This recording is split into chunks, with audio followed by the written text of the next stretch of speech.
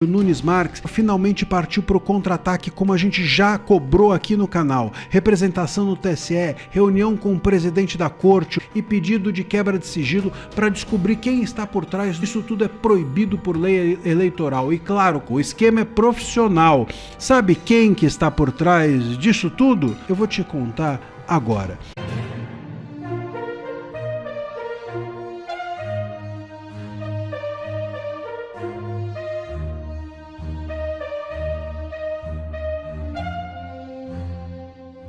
PT aciona TSE contra Flávio por declarações sobre urnas eletrônicas. É isso mesmo. O PT acionou o Tribunal Superior Eleitoral contra o senador e pré-candidato à presidência Flávio Bolsonaro. A ação petista se dá por declarações que, segundo a legenda, colocam em dúvida a segurança das urnas eletrônicas. A representação também tem como alvos o ex-deputado Eduardo Bolsonaro e o deputado federal Gustavo Gayer. Na ação, o partido acusa os três de divulgação de informações falsas sobre a integridade do sistema eletrônico de votação e a credibilidade da justiça eleitoral. O PT pede que as plataformas removam as publicações questionadas e que os envolvidos deixem de reproduzir as alegações. Na representação, o PT acusa Flávio, Eduardo e Gayer de relacionarem as urnas eletrônicas brasileiras a suspeitas de manipulação eleitoral na Venezuela com base em um documento de inteligência dos Estados Unidos. Nunes Marques requisita militar para atuar em área jurídica no TSE. É isso mesmo.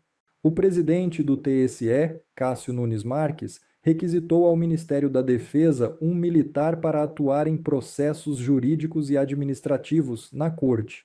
No ofício, Nunes Marques pede ao ministro José Múcio Monteiro que libere um subtenente do Exército Brasileiro com sólida experiência profissional nas áreas de análise de processos jurídicos e administrativos. A requisição chamou a atenção de quem diz já ter visto esse filme antes, em referência à militarização do governo Bolsonaro. Na época, militares foram chamados para atestar a segurança da urna eletrônica.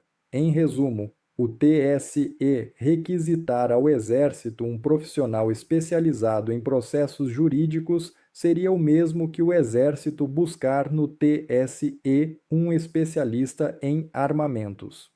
Depois que o Flávio Bolsonaro foi impedido de comunicar-se com o pai, do pai dele, Jair, participar de sua campanha, parece que o Flávio ligou o dane-se e foi para cima do sistema. Ontem, numa reunião com diplomatas, ele criticou o sistema eleitoral e, óbvio, a imprensa já foi para cima dele dizendo que são ataques à democracia e o PT, por meio do Lindbergh, já saiu pedindo a cassação da sua candidatura. Inclusive utilizando uma documentação do próprio Serviço de Inteligência americano, a CIA, apontando sobre a possibilidade de vulnerabilidade do sistema eletrônico de votação. E uma das suspeitas é que uma empresa chamada Smartmatic, de origem venezuelana, uma das suspeitas é que tenha havido uma programação para alteração das votações naquele país, nas eleições de 2010, se não me engano. Dados de inteligência de 2004 a 2020, nas eleições de Venezuela. E as eleições sob suspeitas que são citadas nos relatórios da CIA são as de 2012. Não vou entrar em mais detalhes, mas só para deixar registrado que muitas dessas máquinas que são utilizadas nas eleições brasileiras têm a mesma origem dessa empresa venezuelana. Então, o pedido que eu faço a todos aqui, não estou questionando o sistema de votação brasileiro, mas que todos os países possam mandar a maior quantidade de observadores possíveis para as nossas eleições, como sempre fazem, e também pessoas que tenham conhecimento sobre essa tecnologia e como o Brasil pode ter eleições mais seguras e transparentes. O que vai acontecer com o Flávio? Por que ele fez isso? Eu vou te responder agora. Bom, em primeiro lugar, é bom que a gente diga que não tem ataque nenhum. É liberdade de expressão você criticar ou opinar o que quer que seja. Ou você tem liberdade para criticar tudo e todos, ou não tem liberdade. Não existe meia liberdade, não existe liberdade meia bomba, não existe liberdade só para isso ou só para aquilo. Bom, muito bem, dito isso, a imprensa faz um desserviço ao dizer que isso é ataque. Porque é óbvio, a imprensa devia ter aprendido com isso, o chicote que canta no bolsonarismo, canta no dia seguinte nas costas da própria imprensa. Será que ninguém aprendeu com isso com 2022?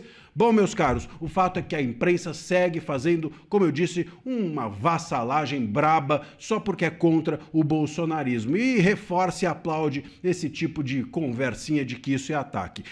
Em primeiro lugar, é isso. Depois, por que o Flávio fez isso, sabendo, claro, que poderia gerar esse tipo de desconforto? Porque o Flávio, ele entendeu, como eu disse no início, que ele não vai poder contar com o apoio do pai explícito. O pai dele não vai estar na campanha. E aí o que me parece é que o Flávio está incorporando a personalidade combativa do Jair. Ele já tinha feito lives com a bandeira do Brasil atrás, com falas contundentes, e agora faz esse discurso justamente numa reunião com diplomatas que serviu para, aí sim, irem atacarem o pai dele, né, e tirar ele do jogo político. Então, o Flávio, ele entende esse jogo e ele percebeu que não tem como ele se candidatar e ser eleito e viver de mão engessada. Não tem como. Ele vai, portanto, tensionar o debate político e público de tal maneira a sentir até onde ele pode ir. Porque não adianta você se candidatar se é para você ter de se render ao sistema. Bom, se eu tenho que me render ao sistema, não adianta nada a minha candidatura. Deve ser esse o raciocínio que o Flávio tem feito e ele tem imitado um pouco ou incorporado a personalidade do pai nessas manifestações públicas. Para mim,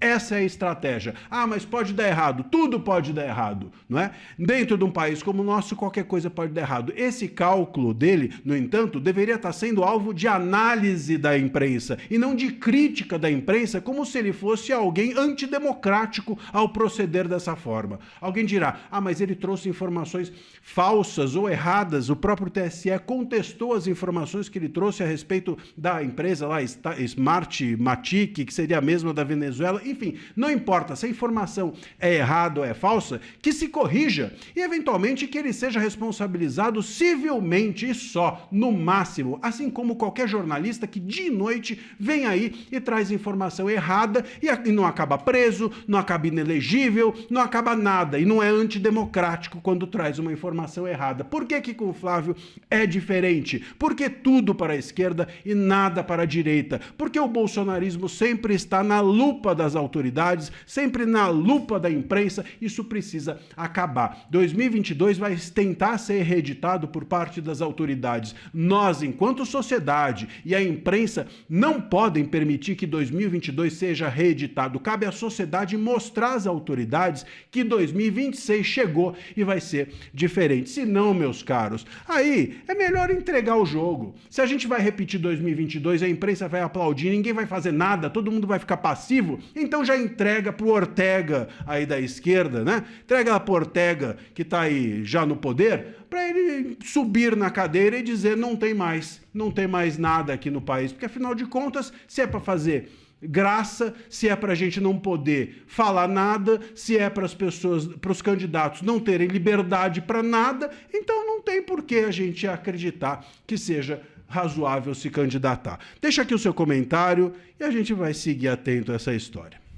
A campanha do Flávio Bolsonaro finalmente partiu para o contra-ataque, como a gente já cobrou aqui no canal. Representação no TSE, reunião com o presidente da corte, o Nunes Marques, e pedido de quebra de sigilo para descobrir quem está por trás dos mais de 20 mil perfis falsos em redes sociais que já impulsionaram mais de 20 milhões em propaganda contra Flávio Bolsonaro.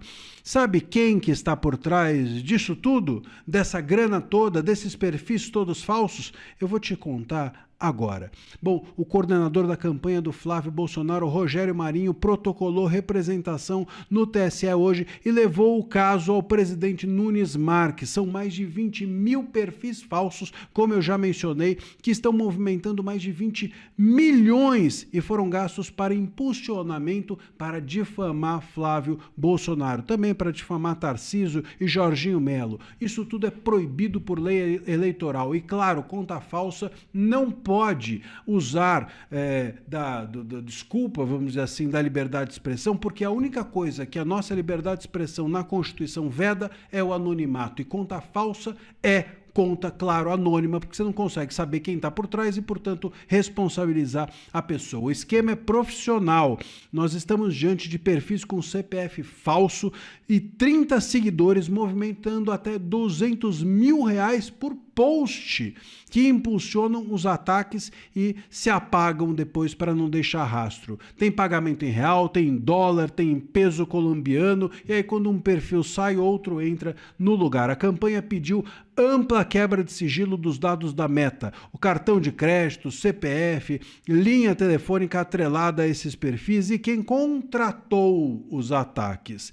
E aí é que a máscara pode cair. Sabe quem foi? Bom, eu vou te contar, mas depois de eu te pedir que você se inscreva aqui no canal, que a gente descobriu que mais da metade das pessoas que já acompanha diariamente as análises aqui do canal ainda não é inscrita. Então se inscreva, deixa aí clica no botão de inscrição, é grátis e faça parte aqui da comunidade do nosso canal. Meus caros, contar quem foi que pagou tudo isso, eu não posso, senão quem cai é o meu canal.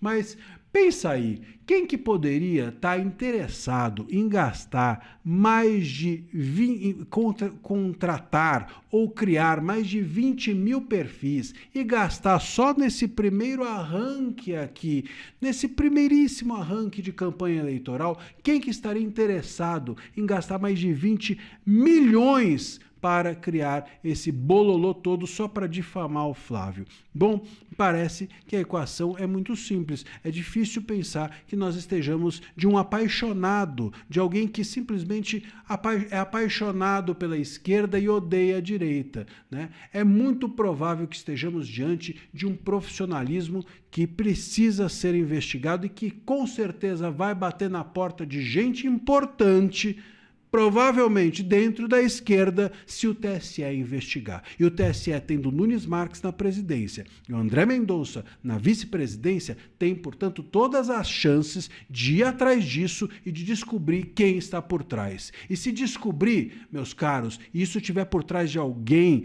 do meio eleitoral, de alguma campanha, essa campanha precisa se tornar inelegível.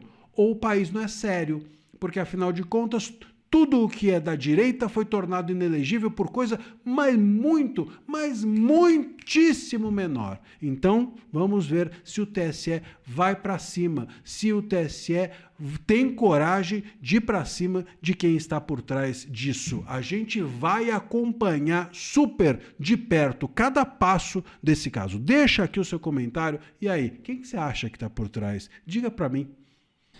Eu não consigo entender como que uma fala dessa passa batido, principalmente no período eleitoral. É impressionante a capacidade que o Lula tem de falar qualquer merda, qualquer asneira e simplesmente não colar. É aquilo que eu falo, é uma percepção coletiva de que o Lula é um idiota e ele só fala besteira, então quando ele fala uma besteira, não causa aquele choque. Vamos lembrar de dois casos antes de eu te mostrar o último. O traficante é vítima do usuário.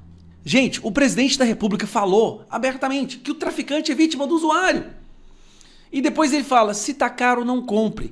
Ele responsabiliza as pessoas, você, consumidor, pelo preço das coisas. Por quê? Porque você fica querendo comprar, aí as empresas aumentam o preço. Então, para diminuir o preço, para de comprar. Isso, para de comprar comida. Para de pagar plano de saúde. Para de comprar remédio para sua avó que tá doente, que daí você vai ver o... Bom, e essas duas falas, elas entram assim, no rol das maiores besteiras já proferidas por líderes políticos no mundo. Aí a última do Lula. Vamos lá. Lula parece que ele tem um fetiche de paixão com vagabundo, com peba que rouba celular. Impressionante. Primeiro, ele fez aquela fala basicamente, olha, se você roubou um celular, pode devolver aí que a gente não vai fazer nada. Ele basicamente legalizou o roubo de celular no Brasil. O presidente da República. Na última fala dele, ele culpa você pelos assaltos a celulares. É sério. A culpa não é do bandido, não. A culpa é sua, que fica na rua falando no seu celular. Você tá duvidando? Olha a fala desse ignóbil. É um absurdo, cara, isso aqui. Presta atenção. Então é importante você saber que alguém que vê você desprevenido numa rua, numa praça, sabe, olhando pro céu com o celular, você está correndo risco. Porque não é só o aparelho que ele quer roubar as suas informações, ele quer roubar a sua conta bancária. Ué, você tá falando de você ou de ladrão de celular, Lula? Ficou parecendo que você tá fazendo uma autodescrição aí. Então, a hora que você tiver que falar, olhe bem do seu lado, vê se tem alguém perto de você. Veja se tem alguém andando de bicicleta perto de você, fazendo pirueta na bicicleta, porque você pode ser assaltado. Eu já... Peraí, mas que preconceito é esse a quem anda de bicicleta? Não entendi. Todo ladrão anda de bicicleta? Então, o que é isso? É uma bicicletofobia agora? vi muitas pessoas sendo assaltadas no centro de São Paulo, alguém passando de bicicleta e passa e rouba o telefone. Então é importante. Mas Lula, não é você que disse que essa pessoa faz isso para poder tomar uma cervejinha? Para poder comer uma picanha no fim de semana? Só que com o preço da cerveja e da picanha, os caras têm que roubar 10 celulares por dia, né? A gente quer punir quem rouba, a gente quer punir quem vende, a gente quer punir o crime organizado. Mas é importante que você tenha mais cuidado ao utilizar o celular, porque ele é um patrimônio seu. Ele é sua conta bancária, ele é o seu CPF, ele é a sua identidade, ele é tudo seu. Uai, Lula, então é por isso que você defende tanto o ladrão de celular. Gente, olha que loucura. Uma fala dessa, tudo bem, eu como pai falar pra minha filha, pro meu filho, olha pessoal, não fica marcando bobeira com o celular. Eu falo pra minha filha, não fica dentro do carro respondendo. Mas eu sou pai, eu não sou responsável pela segurança pública do Brasil, eu não sou presidente da República. Não sou eu que dito as políticas de segurança pública para impedir o roubo de celular.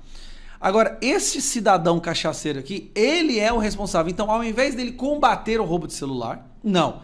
Ele basicamente fala, olha, roubou o celular, é só devolver que não vai acontecer nada. E depois ele fala que não marca bobeira não, pessoal. Não fica... Cara, esse discurso é o mesmo discurso do traficante é vítima do usuário.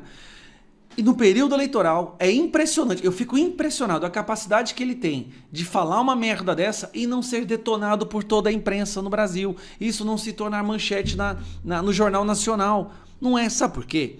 Nós estamos psicologicamente condicionados a esperar o pior do Lula. E quando o pior vem, não choca, porque é o esperado. Afinal de contas, é o Lula. Agora, se um candidato da direita, ou qualquer pessoa da direita atravessa fora da faixa, o mundo desaba, porque não é o esperado. Você entende que até intrinsecamente, na percepção da realidade do povo brasileiro, todo mundo espera o pior da esquerda e todo mundo espera o melhor da direita. Você já parou para perceber esse detalhe? Nenhum escândalo de corrupção do Lula pega. O filho do Lula recebia 300 mil reais do roubo dos aposentados, o filho do presidente. Imagine se fosse o filho do Bolsonaro sendo delatado por estar recebendo dinheiro roubado dos velhinhos. Meu irmão, a família Bolsonaro ia ter que sair do Brasil. Mas como é o PT, como é o Lula, é subconsciente. Mas é o Lula, né, cara? É o filho do Lula, o que você espera? O PT rouba. Cara, é complicado. É uma desvantagem que a direita tem, que é a régua de exigência moral entre direita e esquerda é totalmente diferente. O cara da direita espirra e não fala amém, não fala saúde, sei lá, amém pra quem dá saúde. Acaba com a vida da pessoa. Lula rouba dos velhinhos do INSS, protege o Daniel Vorcaro, tudo se puder, defende os traficantes, mas é o PT, cara. O que você esperava? É complicado. Bom, pessoal, esse foi mais um vídeo. Eu espero que vocês tenham gostado. Se vocês gostaram, deixa o like aqui para fortalecer nosso canal. Logo eu volto trazendo mais informações da política para vocês. Um forte abraço, fiquem todos com Deus e até a próxima.